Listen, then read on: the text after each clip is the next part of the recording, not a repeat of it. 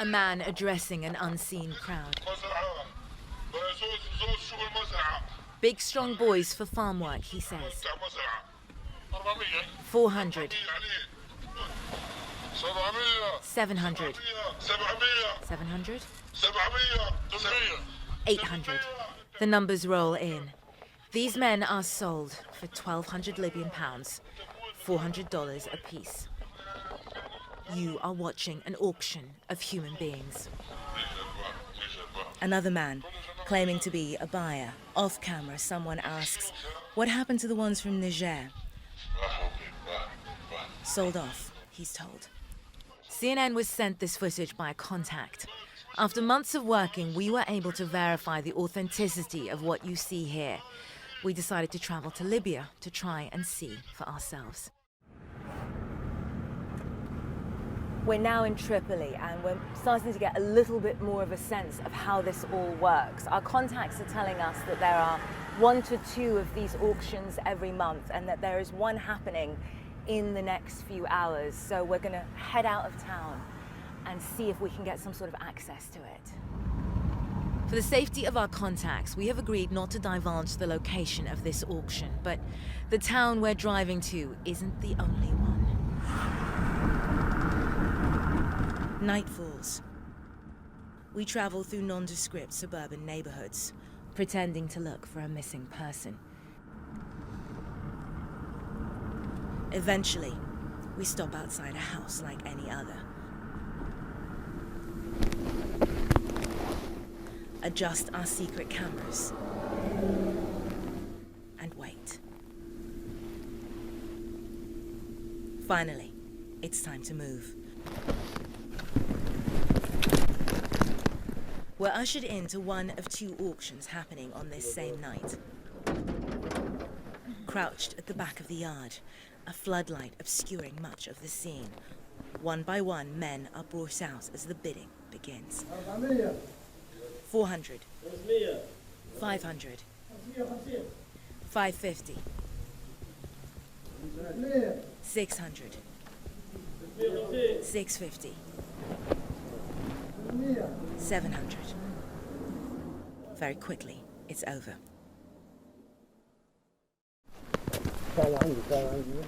We ask if we can speak to the men. The auctioneer, seen here, refuses. We ask again if we can speak to them, if we can help them. No, he says. The auction's over, we're told. And we're asked to leave. That was over very quickly. We walked in, and as soon as we walked in, the men started covering their faces, but they clearly wanted to finish what they were doing, and they kept bringing out what they kept referring to in Arabic as al-budaa, the merchandise. All in all, they admitted to us that there were 12 Nigerians that were sold in front of us.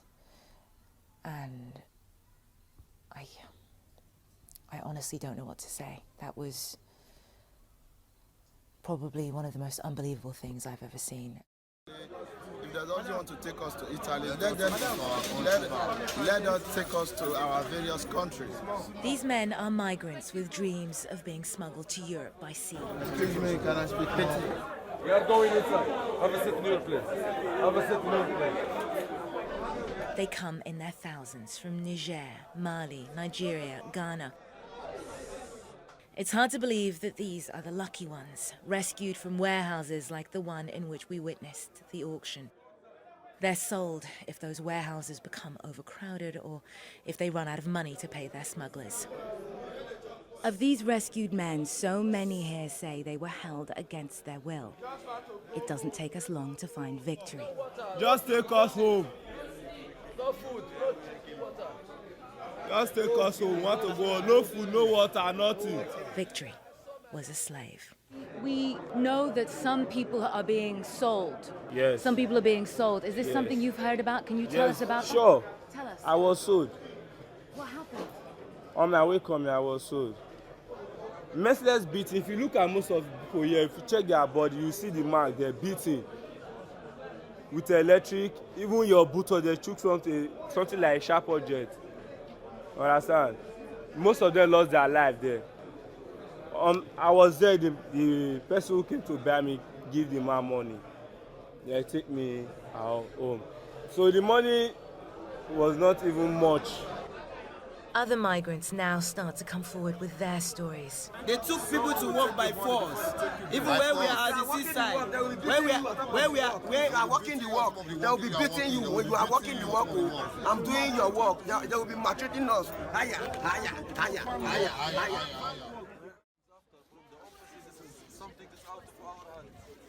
But I promise you, I will take care of your husband and the others. Anas Al-Azabi is the supervisor here. With no international support, it's his job to look after the captured migrants until they can be deported. He says every day brings fresh heartbreak. I'm suffering for them. I am suffering for them. What I have seen here daily, believe me, make me really feel pain for them. They come and every story is a special case. Few they was abusing them, few they stole them money. Have you heard about people being auctioned off, about migrants being sold? Honestly, we hear the rumors, but there is nothing is obvious in front of us. We don't have evidence. But we now do. CNN has delivered this evidence to the Libyan authorities, who have promised to launch an investigation so that scenes like this are returned to the past. Naam al-Bagher, CNN, Libya.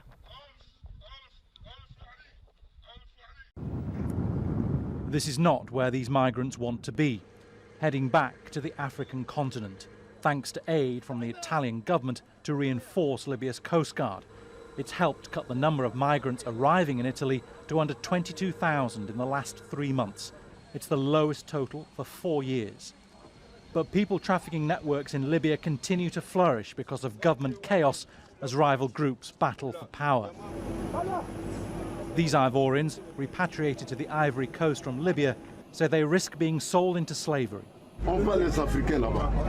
They sell Africans over there. In Libya, they sell men. Even 15-year-old Libyans are there in a car, they're armed. They'll come and kidnap you, and they'll sell you for $70 to $150. And then others will resell you. As soon as you arrive in Libya, the first thing that happens is that you are taken away and sold. Our black brothers from West Africa, wherever you are from, a Malian, a Senegalese, or any other nationality from the West, even an Ivorian, you are sold. And for what? $700. But these migrants will tell you that life is so hard in their home country that it's worth almost any risk to make a new start in Europe. Now, with the advent of the smartphone and with Facebook and others pushing into Africa, a youngster can meet a smuggler in 2 seconds on a phone. Now, nothing is being done to challenge that. They think they're following a dream to Europe. They end up in the maw, in the grip of these rapacious smugglers. Despite increased patrols, the UN says more than 160,000 people have made it across the Mediterranean to Europe this year. About 3,000 have drowned en route. Bernard Smith, Al Jazeera. All praises, glory, and honor unto Yahweh, Bahasham, Yahushai, Bahasham, Rakah, Kodash. Yahweh be known, the Heavenly Father, the creator of heaven and earth, the God of Abraham, the God of Isaac, and the God of Jacob, the God who the scripture speak of. And Yahushai is only begotten from which the world ignorantly calls Jesus Christ. And the Rakah, Kodash is the Holy Spirit. Double honor to the elders and apostles, great minister who rule well, pushing his 100% truth of the gospel, to wake up and to seal the elect of the nation of Israel. And scientists also use sincere argument that are pushing this gospel with righteousness and sincerity, risking your lives and your freedom to do so. Alright, so we're going to go into, like the videos that I just showed now of CNN and Al Jazeera reporting on the West African, the Libyans selling West Africans, like, to Arabs, the West African slave trade that is still going on to this day. And all that proves is just the fact that West Africans are truly the Israelites, And the other Sahara, they have spoken on this topic a couple of times, and I haven't yet made a video actually addressing this, and I'm a little late to make the video. And I know about the situation, but the spirit just never jumped on me to make the video, and I'm not making excuses, It's my bad, it's my fault, but better late than never. Trying to correct my mistake instead of dwelling on it. I'm going to make a video addressing the matter. I can get the edifiable and give the brothers some clarity on the situation. Right, so basically what's going on is that our people here in West Africa, these West African nations, which are also Israelites, they are living they are living their countries, these countries are controlled by Jake, because the Jake down here, the Israelites down here have this mentality that any country is better than this country. Any country that isn't ruled by Jake, by Israelites, is far better than that any country that is ruled by Israelites, that is ruled by heathen, is far better than any country that is ruled by Israelites. Because of the corruption and the way that the nations have spoiled our people, because we are at the bottom and all that. And so now they go and look for greener pastures in all these hidden nations, and that is part of the causes, that we shall go to our enemies for want of all things, and also the fact that our enemies shall get up over us. This only just proves it that we haven't escaped the causes, and this totally cut that falling off, the 400-year prophecy falling, because the causes will not be taken away from us until Yahushua comes back. I'm going to go into that a little bit later, but let me get this one first. So this is the book of Deuteronomy chapter 28, verse 43.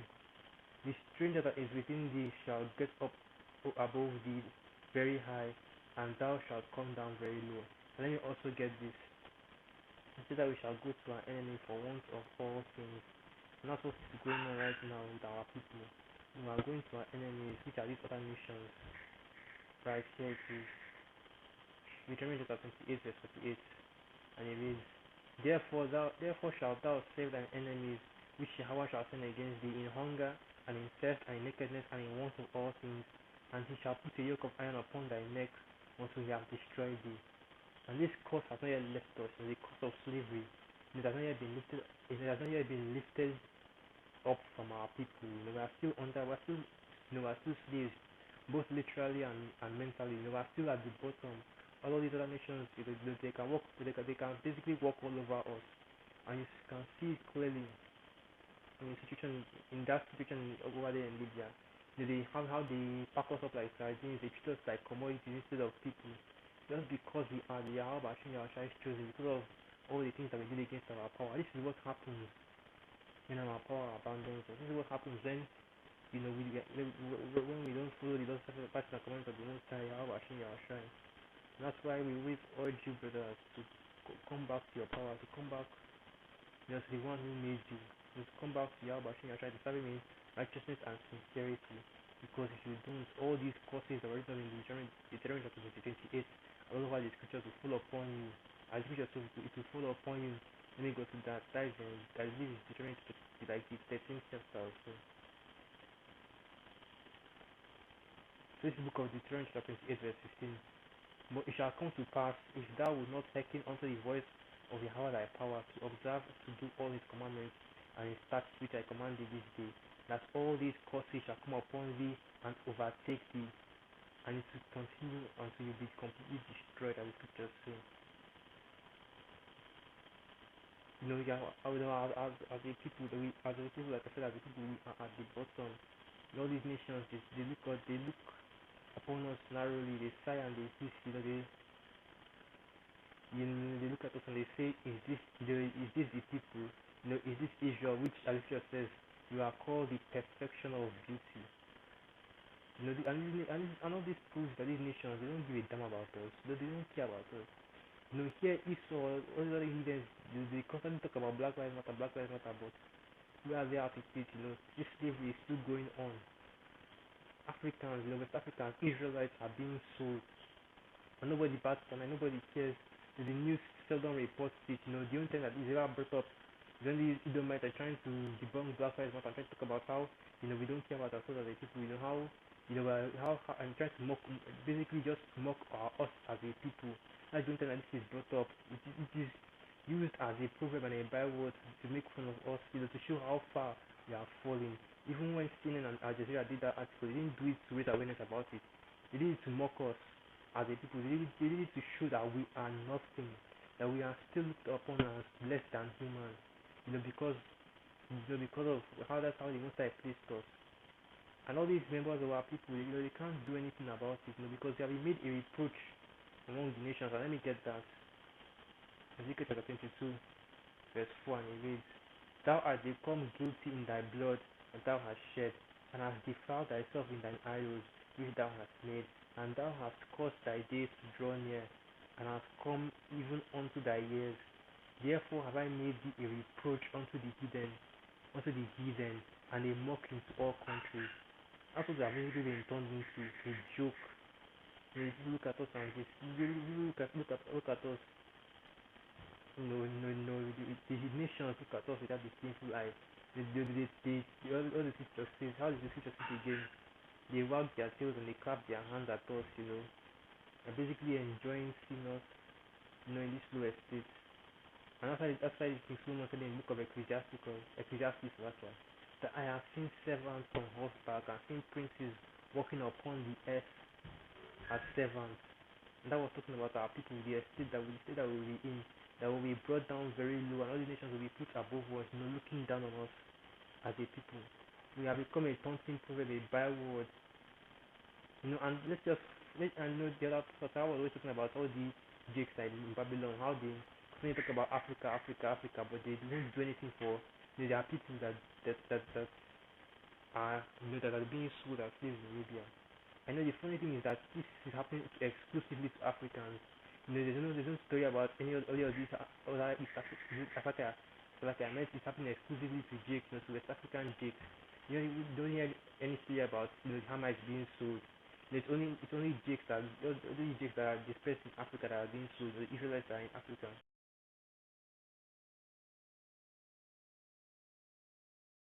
Escape these curses. And these curses are still on us, and they are still chasing us. And they are still I want to say that these curses have completely consumed us as a people. That's what I was saying. Let's forget about the jakes in Babylon. Let's forget about Bishop and all those other people that talk about their African bullshit. Let's focus on the people that read the rich jakes and the influential jakes here in Nigeria, here in West Africa. All these mega church pastors, because those are probably some of the richest men that live here in Nigeria. These mega church pastors, these men that talk about how we are the people and all that shit. What are they doing for their people? They know that these things are happening, but they don't do anything about it. And I can't do anything about it. The other than Apostle Stone, we are doing everything that we can. We are pushing this gospel. We are going out into the highways. We are preaching. We are crying aloud. We are holding on. Let's go to that. We are not keeping silent. We are bringing in. We are bringing in the biggest backup that we can. We are bringing in the biggest backup that we can get. That is our shrine. That's what we are doing when we go out into the highways and byways. We are bringing you Israelites. We are bringing your Redeemer to come and save you from this nonsense, from this slavery that is being put upon thee. Okay, here it is. And this is I want to get. Before I continue what I'm saying, let me just get this stated real quick. This is the book of Isaiah chapter 62 verse 6, and it reads, I have set watchmen upon thy walls, O Jerusalem, which shall never hold their peace day nor night. Ye that make mention of Yahweh Bahasham Yahushai, keep not silence. And that's what we are doing right now. We are making mention of Yahweh Bahasham Yahushai. We are started our watch, and we are keeping our watch, and we are making all this noise concerning this truth. And I continue, verse 7, and give no rest to be established until he makes Jerusalem a praise in the earth. And that is the point right there. What we are doing is we are hitting the point of our Lord Yahushai. We're trying to bring him back so that our people can get out of this mess. So we're already doing our own part. The prophets are already doing their own part. Once they bring the Yahushai through, guess what? They will nobody on this planet is ever going to dare even mention his thoughts of comparing an Israelite, to money, to anything that has value, comparing an Israelite to anything that has value. Because guess what? Guess what? The worth of an Israelite in the kingdom will be priceless.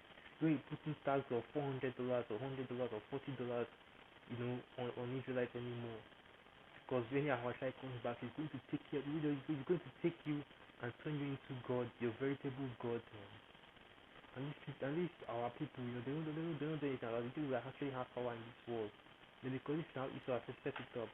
That's why it's written in the book of Psalms 83 that all these nations are confederate against us. And now you can clearly see that these nations are confederate against you as a people. They will not speak about this.